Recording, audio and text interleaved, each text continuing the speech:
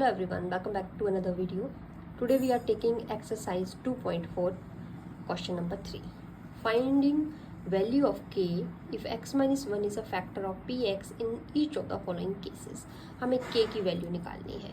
Polynomial px दिया गया है, साथ में ये भी बताया गया है कि x माइनस 1 जो है वो एक फैक्टर है. अब जब फैक्टर होता है तो हम कैसे फाइंड आउट करते हैं, लास्ट क्लास में भी देखा था हमने आज भी यहीं से शुरू करेंगे. ये मैंने क्वेश्चन लिख लिया है, पॉलिनोमियल px की वैल्यू. नाउ gx जो आपको गिवन पॉलिनोमियल दिया है जो कि फैक्टर बताया गया है, that is x minus 1 for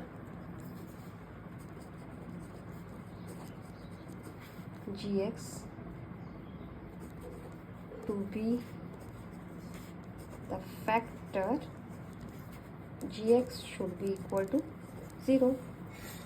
So x minus 1 is equal to 0 means x is equal to 1. So x is equal to 1 value हम पुट करेंगे कहाँ, इन इक्वेशन नंबर 1.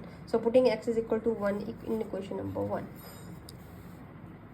आपके पास p1 आ जाएगा 2, x की वैल्यू मैं 1 पुट कर रही हूँ, प्लस k, x की वैल्यू 1 प्लस रूट 2. अब क्योंकि ये फैक्टर है, you can write since gx is a factor, so px should be equal to 0. इसकी वैल्यू किसके बराबर आएगी, 0 के बराबर. ये हमने कंडीशंस पढ़ी हैं. आपके पास आ गया ये सॉल्व करके इज इक्वल टू 0. अब k जो है वो कांस्टेंट है, रूट 2 को मैं ले गई टू द अदर साइड. अगले स्टेप में मैं कांस्टेंट k के अलावा बाकी दो कांस्टेंट्स हैं, तो अगले स्टेप में मैं 2 को भी ले जाऊंगी इस तरफ.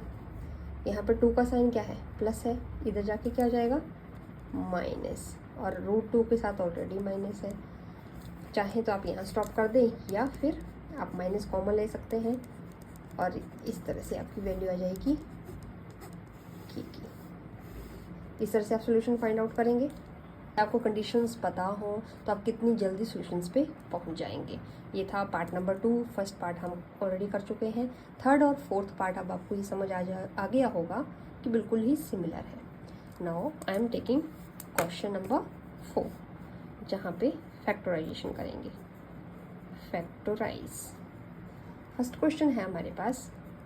क्योंकि यहाँ पे मेथड जो है वो मेंशन नहीं किया है, तो हम जो भी हमें सुटेबल तरीका लगे, इजी तरीका लगे, उससे हम फाइंड आउट कर सकते हैं.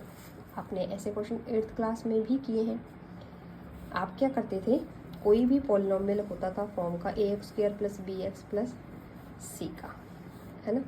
आप इसका कोफिशिएंट लेते थे और ये कांस्टेंट लेंगे, ac को मल्टीप्लाई करके उसके फैक्टर बनाएंगे कुछ इस तरह से, जिसको या तो सम करके या फिर सब्ट्रैक्ट करके मिडिल टर्म बने.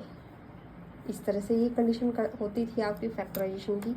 यहाँ पे क्या है, a की वैल्यू क्या है 12 है, b की वैल्यू क्या है -7 है, c की वैल्यू क्या है 1 है.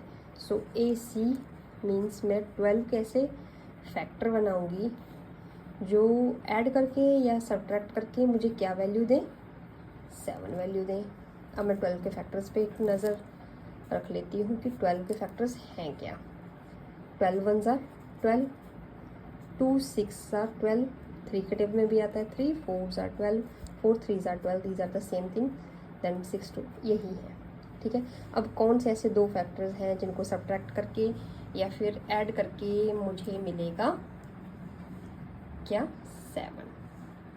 अब देखिए इसको तो सब्ट्रैक्ट करके ऐड करके नहीं आएगा. हमें पता है 3 और 4 ही ऐसी दो चीज़ें हैं जिनको सब्ट्रैक्ट और ऐड करके क्या आएगा 7 आएगा. साइन हमें क्या चाहिए, माइनस चाहिए. हम ऐड करेंगे दोनों को, ठीक है, पर हमें पता है माइनस माइनस भी प्लस होता है.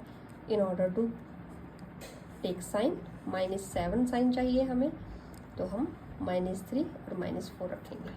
ओके, फैक्टर्स हम कैसे ले रहे हैं, 12x² -4x -3x हमने यही डिसाइड किए.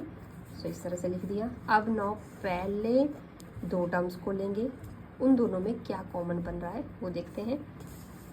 जैसे यहाँ पे कॉमन है 4, x भी कॉमन है 4 3 ज़ार 12, पहले टर्म में ये आ गया। नेक्स्ट 4x 1 ज़ार 4x, इस तरह से आ गया।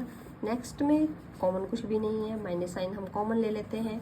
माइनस कॉमन लेने पर यहाँ पे बच गए प्लस के 3x। अब यहाँ पे क्या हुआ, प्लस साइन बनता है, दो माइनस माइनस को मिला के माइनस माइनस प्लस होता है।